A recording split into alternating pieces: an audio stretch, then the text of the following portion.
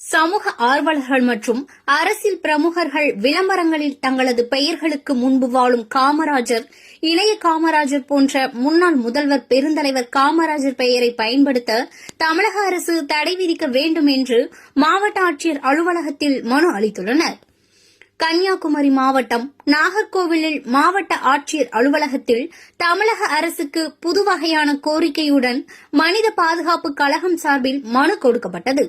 அதில் சமூக ஆர்வலர்கள் மற்றும் அரசியல் பிரமுகர்கள் விளம்பரங்களில் தங்களது பெயர்களுக்கு முன்பு வாழும் காமராஜர், இளைய காமராஜர், வருங்கால காமராஜர், குட்டி காமராஜர் போன்ற அடைமொழி பெயர்களுடன் முன்னாள் முதல்வர் பெருந்தலைவர் காமராஜர் பெயரை பயன்படுத்தி வருவதாகவும், இதனை அரசு கவனம் கொண்டு இதுபோன்ற பெருந்தலைவர்கள் காமராஜர் பெயரை தங்களது சுய லாபத்திற்காக உபயோகப்படுத்த தடை விதிக்க வேண்டும், அதற்கான புது அரசாணை பிறப்பிக்க வேண்டும், முன்னாள் முதல்வர் பெருந்தலைவர் காமராஜர் அவர்களின் பெயரை தனிப்பட்ட சுய லாபத்திற்காக பயன்படுத்தினால் சட்டப்படி நடவடிக்கை எடுக்க வேண்டும் என கோரிக்கைகளுடன் மாவட்ட ஆட்சியர் அலுவலகத்தில் மனித பாதுகாப்பு கழகம் சார்பில் மனு அளித்தனர்.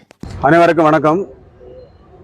இந்த நல்ல நாள்ல கர்ம வீரர் காமராஜர் அப்படிங்கிற ஒரு வார்த்தை அப்படி எல்லாரும் சிந்திக்கும் போதே எல்லாருக்குமே தெரியும். நான் புதுசாக ஒன்றும் சொல்ல போகிறதில்ல. எளிமைக்கு இந்த அரசியல் அடையாளம் உலக தலைவர்களும் முதன்மையானவர், அதில் மாற்று கருத்தே இல்லை.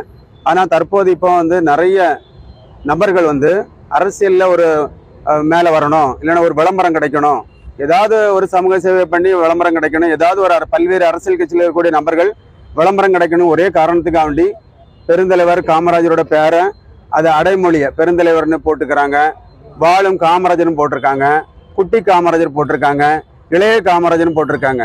இதை பார்த்தீங்கன்னா நான் வாழும் கன்னியாகுமரி மாவட்டத்திலையும் சில நபர்கள் என்ன பண்ணுறாங்க, இந்த பேரை பயன்படுத்துகிறாங்க.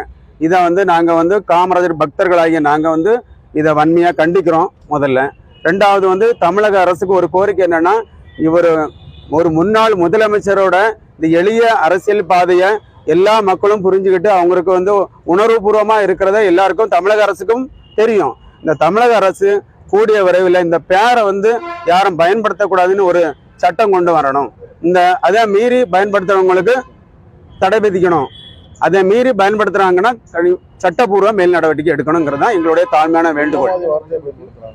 பெருந்தலைவருடைய இந்த வாழ்க்கை முறையை தவறா சித்தரிக்க கூடாது, அவதூறு பரப்பக்கூடாதுங்கிறத வலியுறுத்தி இன்னைக்கு நம்மளுடைய கன்னியாகுமரி மாவட்ட ஆட்சியர் அலுவலகத்தில் அங்க முறைப்படி மனு கொடுத்திருக்கிறோம்.